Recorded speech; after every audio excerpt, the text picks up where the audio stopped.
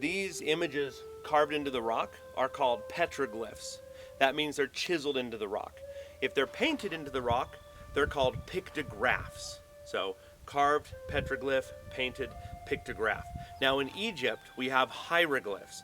Hieroglyphs are the same as petroglyphs, except they're a written language. It can be translated. If you know ancient Egyptian, you can translate the hieroglyphs. But these are petroglyphs, and again, nobody can translate them because they're not a formal written language. But all of these images here, we don't have a way to date them. We can't carbon date stone, but we can look at the wear and tear on them and give a relative date. If you look at some of these panels down here, some of these images, they're darker, and some of these are much lighter. These were chiseled more recently, and these were chiseled at a much earlier date, but we don't have a way to know exactly how old. The belief is that these are from the Anasazi people.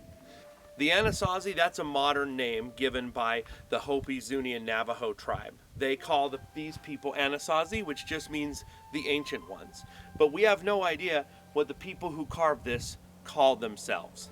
Some of these images are very abstract, and it's very hard to even try to guess what they are. Some, we might have a pretty good idea. This image really does appear to be an American pronghorn antelope. You can see they've taken the time to make cloven hooves. You can see there's a mane. Antelope, when they run, have a very long mane that sticks straight up just on their neck and the top of their head.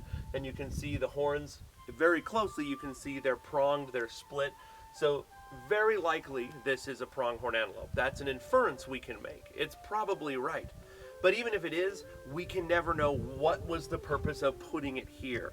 Was it sympathetic magic? Was the purpose to say, by carving this, I want to honor the spirit of the antelope, I want to magically or spiritually draw more of them in to hunt?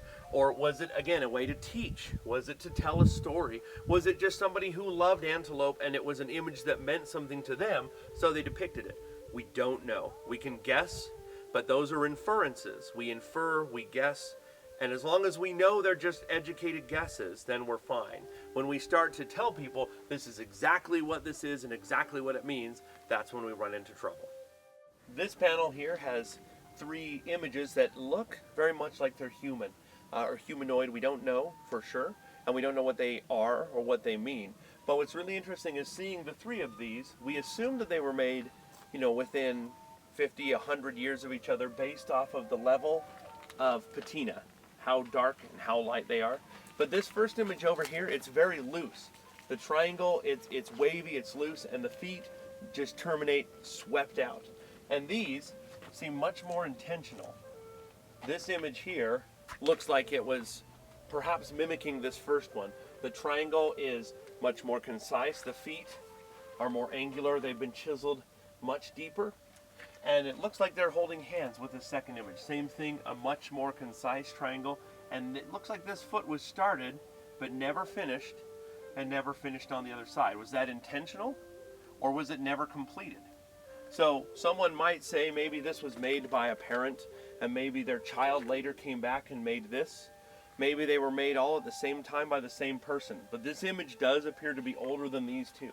We can only guess at why that is. But we do see many times over thousands of years where people will find an image, somebody will come by and will copy that image.